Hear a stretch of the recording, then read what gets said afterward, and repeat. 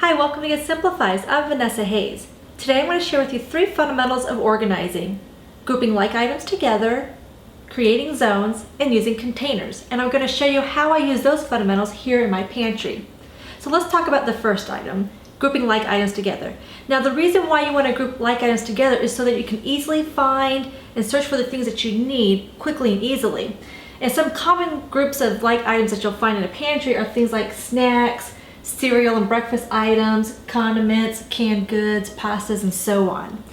Now, when it comes to creating zones, I want you to think about, where do you really want to locate these groups of items? Where's the most logical place to put them?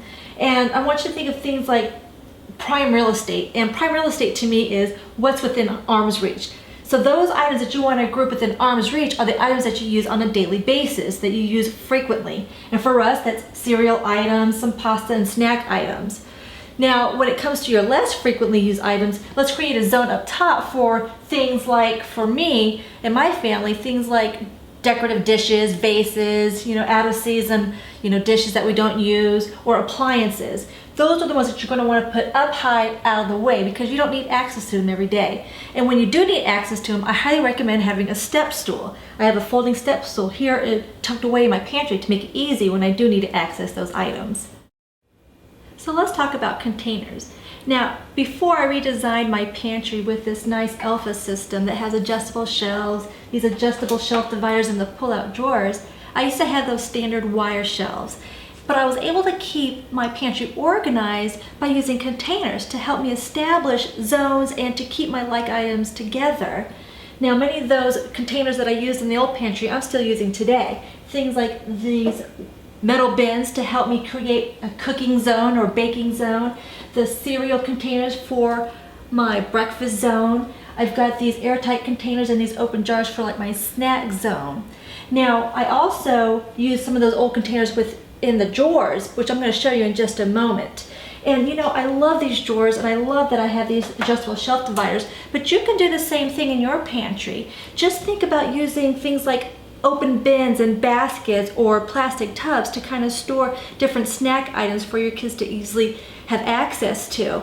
And if you want shelf dividers, if you have wood shelves at home, you can get slide-on shelf dividers to help you kind of maintain that organization in those zones in your pantry. Now, I talked to you about my drawers. Let me show you how I actually use those same fundamentals inside the drawers.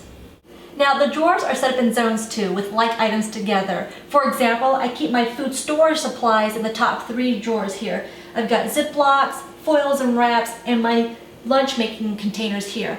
In the bottom drawer, I've got paper supplies grouped together. The only oddball out here are my potatoes and onions, which I have in this drawer because I need a deeper drawer.